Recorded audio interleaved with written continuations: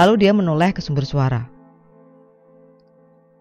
Dan dia kaget melihat kain putih terbang dari belakang mereka ke arah rimbunan bambu di sebelah rawa-rawa di kiri jalan. Belum hilang rasa terkejutnya, teman-teman yang lain ribut. Ternyata Eka menghilang. Eka mana? Kok nggak ada? Tadi kan ada di belakang kita. Mereka berempat panik saat tahu mereka kehilangan Eka.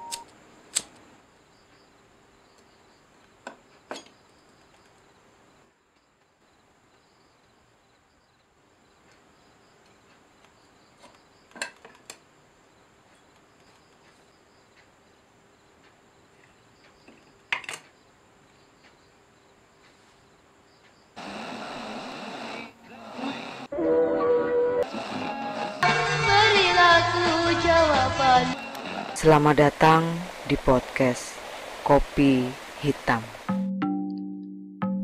Halo para pendengar podcast Kopi Hitam. Di antara kalian ada yang tinggal di dusun gak? Kalau ada, mungkin pernah mendengar kasus hilangnya anak-anak yang diculik oleh Wewe Gombel. Hampir di semua wilayah di Indonesia kita dapati cerita tentang sosok ini. Tentu dengan penyebutan yang berbeda-beda. Ada yang menyebut Wewe Gombel, Kalong Wewe. Di beberapa wilayah di Sumatera, mereka menyebutnya hantu maghrib.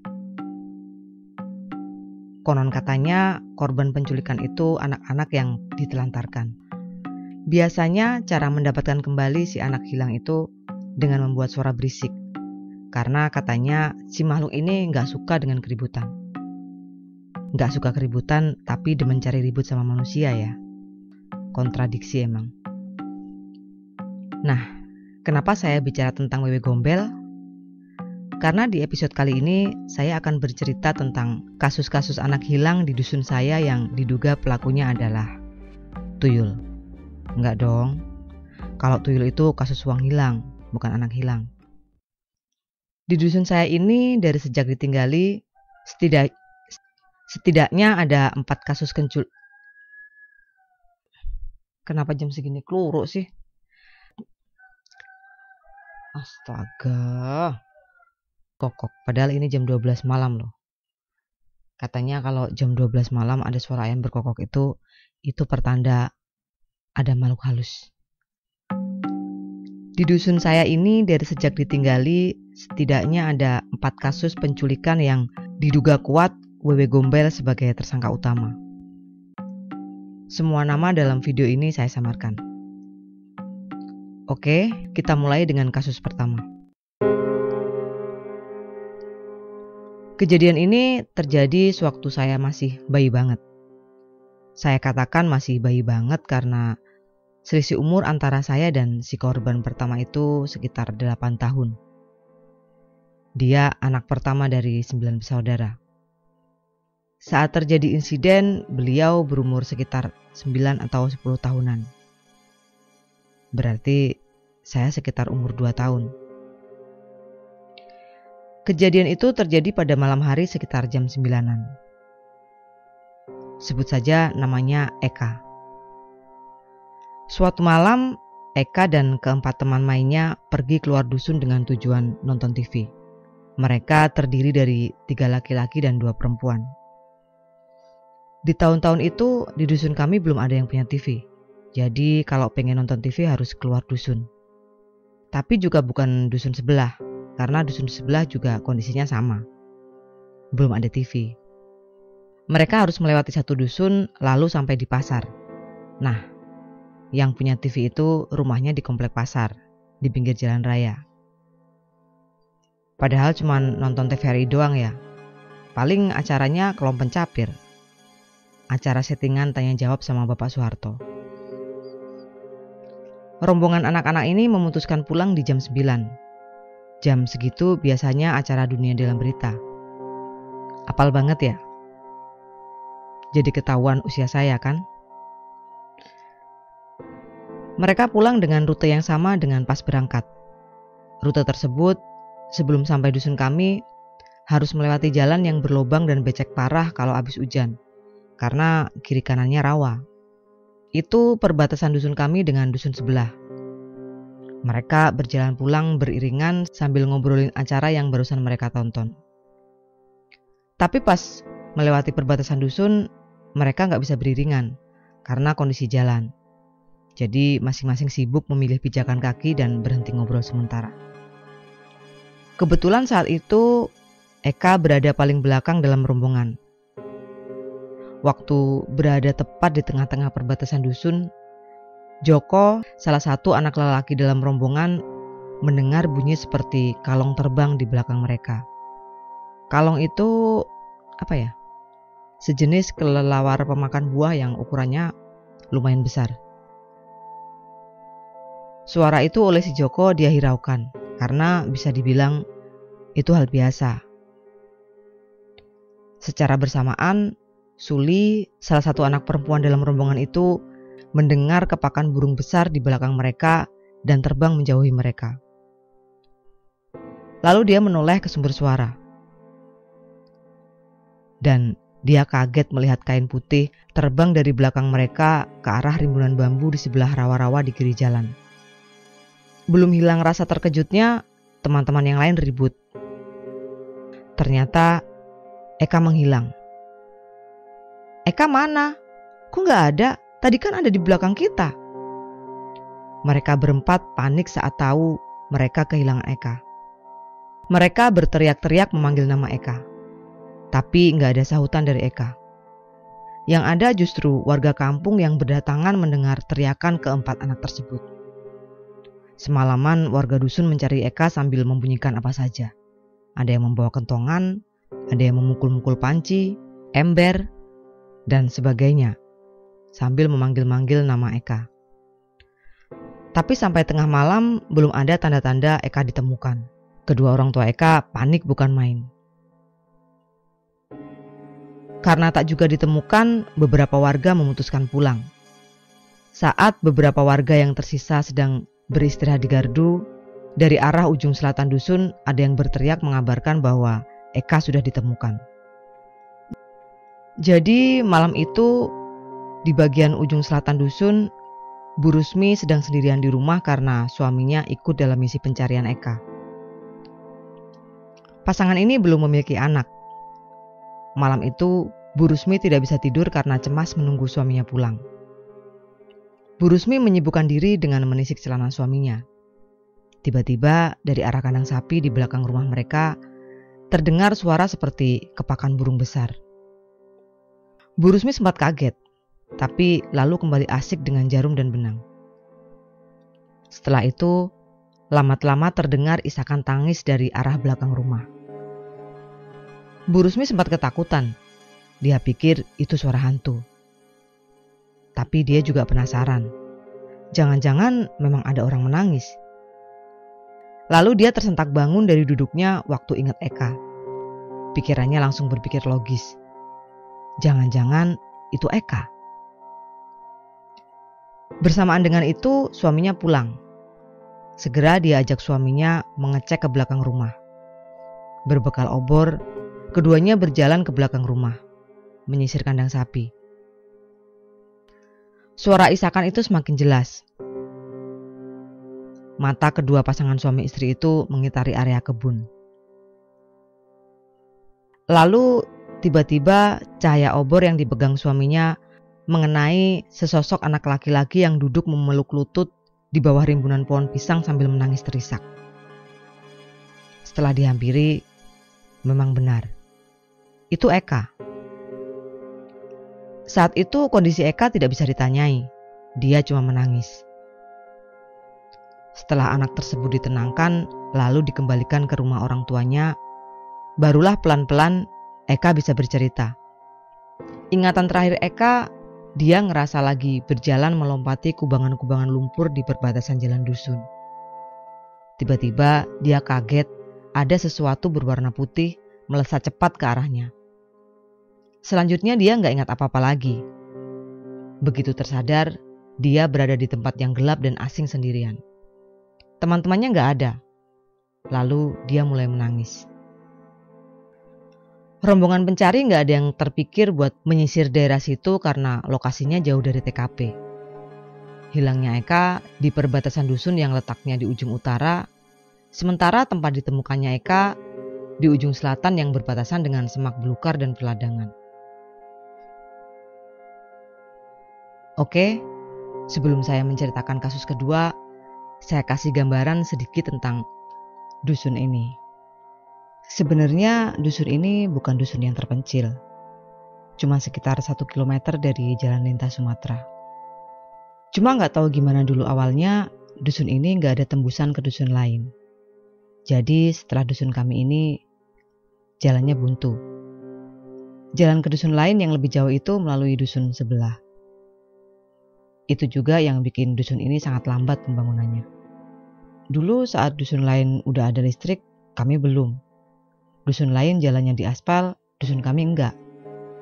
Dusun lain dilewati sambungan kabel telepon, dusun kami sampai sekarang juga enggak.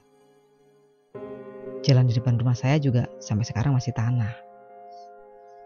Pemerintah daerah mungkin menganggap pembangunan dusun kami secara ekonomi kurang menguntungkan karena enggak ada tembusan ke dusun lain. Bentuk dusun saya ini kalau ditarik garis lurus seperti segitiga sama kaki. Ujung utara yang berbatasan dengan dusun lain, rumah-rumahnya cuma ada di kiri kanan jalan utama. Sementara ujung bagian selatan, rumahnya berjejer membentuk garis lintang. Semakin ke arah selatan, semakin banyak jalan cabang dan bangunan rumah. Di dusun ini, dulu tempat-tempat yang dianggap angker itu berada di wilayah utara. Tempat-tempat itu antara lain lokasi TKP hilangnya Eka dan pinggiran dusun sisi barat di wilayah utara. Di situ ada rumpun bambu yang sangat lebat. Nanti kasus kedua sampai keempat yang akan saya ceritakan, semua TKP ada di lokasi ini. Sekarang lanjut kasus kedua. Kejadian ini terjadi beberapa tahun setelah kasus Eka. Kebetulan si korban juga seumuran dengan Eka. Tapi saat kejadian mereka sudah remaja. Namanya Eni. Eni menikah di usia belia. Saat Eni hamil anak pertama, karena ingin mandiri, pasutri muda ini memutuskan membuat rumah sendiri di pinggiran dusun sisi barat. Saat itu sudah ada 3 rumah yang didirikan di situ. Rumah-rumah itu dibangun di antara rimbunan rumpun bambu. Rumah-rumahnya juga masih sederhana, berdinding anyaman bambu dan beratap kulit. Pada suatu malam, Eni berniat ke sumur buat buang air kecil. Maklumlah, dia hamil tua. Yang pernah hamil tua pasti tahu rasanya. Selang setengah jam, suaminya merasa ada yang salah. Kenapa istrinya nggak balik-balik ke rumah? Padahal sumurnya cuma di belakang rumah mereka. Lalu suaminya mengambil obor dan menyusul Eni ke sumur. Ternyata di sana nggak ada siapa-siapa. Dia panggil-panggil istrinya, tetap nggak ada sahutan. Paniklah suaminya. Lalu dia pergi mencari bantuan tetangga buat mencari istrinya. Semalaman hampir seluruh lelaki dusun keluar buat mencari Eni sambil membunyikan perkakas rumah tangga. Semua tempat disisir termasuk tempat dulu ditemukannya Eka. Tapi hasilnya nihil. Keesokan harinya, Eni ditemukan salah satu warga yang hendak ke ladang berada di bawah rumpun bambu dengan posisi duduk selonjor membelakangi jalan setapak yang biasa dilewati warga. Padahal tempat itu malamnya sudah disisir beberapa kali. Saat ditemukan, Eni dalam kondisi linglung. Tidak bisa ditanyai. Pandangannya kosong. Siangnya baru dia bisa diajak bicara. Dan cerita yang keluar mirip dengan apa yang dialami Eka. Sekarang kasus ketiga. Kejadian ketiga ini saya masih ingat samar-samar.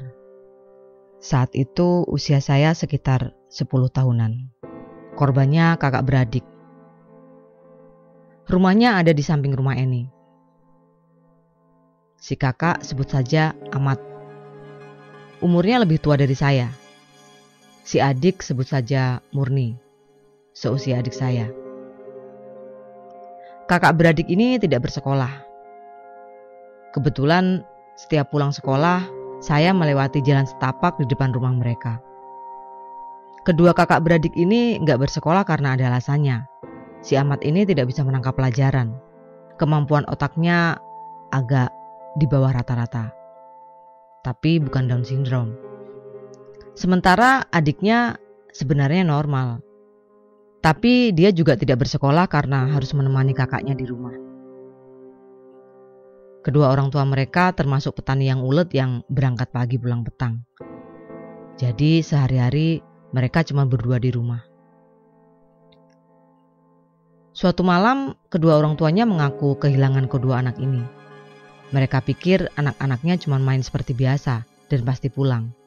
Tapi ditunggu sampai hampir waktu Isya, kedua anaknya nggak pulang juga. Dusun kembali geger. Panci dan penggorengan kembali jadi korban dipukuli warga. Dan seperti dugaan, mereka nggak ditemukan. Bahkan sampai besok dan besoknya lagi. Warga mulai resah. Apalagi kedua orang tuanya. Di hari ketiga, ada orang asing yang datang ke dusun kami mengantarkan kedua anak tersebut. Menurut orang tersebut, kedua anak ini ia temukan di daerah, sebut saja Kalisari, yang jaraknya sekitar 30 km dari dusun kami. Mereka ditemukan dalam kondisi linglung. Tapi berbeda dengan dua kasus sebelumnya, selang sehari ketika ditanya lagi, si Ahmad bercerita bahwa mereka diajak jalan-jalan ke tempat-tempat yang indah oleh seorang perempuan cantik berbaju mewah. Mereka juga dijamu dengan makanan yang enak-enak. Lalu mereka diantarkan ke lokasi di mana mereka ditemukan. Sekarang kasus terakhir. Kasus terakhir ini saya nggak punya banyak informasi karena saat itu saya udah remaja, masa-masa nggak peduli dengan lingkungan sekitar dan sibuk dengan pencarian jati diri. Korbannya sebut saja namanya Tony, anak Pak Rusli. Usianya sekitar 11 tahun. Ini informasinya sangat minim ya. Yang saya tahu, lokasi hilangnya juga masih di tempat yang sama dengan kasus kedua dan ketiga. Setelah terjadi kasus keempat, rumah-rumah di perbatasan sisi barat itu akhirnya dikosongkan. Bahkan salah satu rumah yang bangunannya sudah semi permanen juga dirubuhkan. Banyak cerita warga yang mengatakan bahwa mereka melihat makhluk besar tinggi berbulu dan bermata merah di tempat ini. Seperti kisah sebut saja namanya Pak Misno. Hari itu dia ke ladang dari siang, bukan pagi seperti biasanya. Karena siangnya harus ke sekolah mengambil rapot anaknya. Kebetulan kerjaan hari itu menyemprot pestisida. Tepat beduk maghrib, kerjaan baru selesai. Pak Misno pulang dengan sepeda dalam kondisi remang-remang hampir gelap. Dia melewati jalan setapak di rumpunan bambu perbatasan dusun bagian barat. Saat itu, ketiga rumah sudah ditinggalkan. Tinggal tersisa satu rumah yang semi permanen. Tapi pintunya selalu tertutup setelah maghrib. Di bawah rumpun bambu, di samping bekas rumah kakak beradik Ahmad dan Murni, Pak Lasno melihat segundukan besar benda asing yang berbulu dan ada dua cahaya merah di tengahnya. Karena sangat kaget, sepedanya oleng. Dia segera mengenjot sepedanya lebih kencang, menabrak apa saja di sepanjang jalan setapak. Tapi dia masih penasaran. Lalu dia kembali menengok ke belakang. Gundukan besar itu sudah berdiri di tengah jalan setapak dengan tinggi hampir 3 meter. Ada juga kisah dari Bu Neno, penghuni rumah semi permanen yang pindah terakhir kali. 2 hari sebelum kejadian hilangnya Tony, ini hubungannya dengan kasus yang terakhir. Sekitar jam 8 malam, dia bermaksud ke warung buat belanja. Biasanya dia lewat belakang rumah yang tembus ke jalan utama. Tapi harus melewati rumpun-rumpun bambu yang sangat lebat.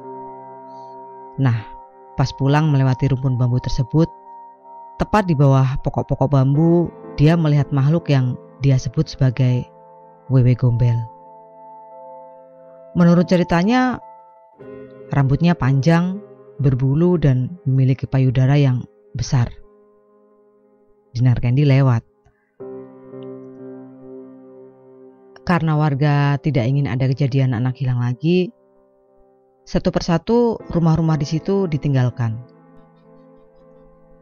Lalu daerah tersebut kembali jadi lahan perladangan.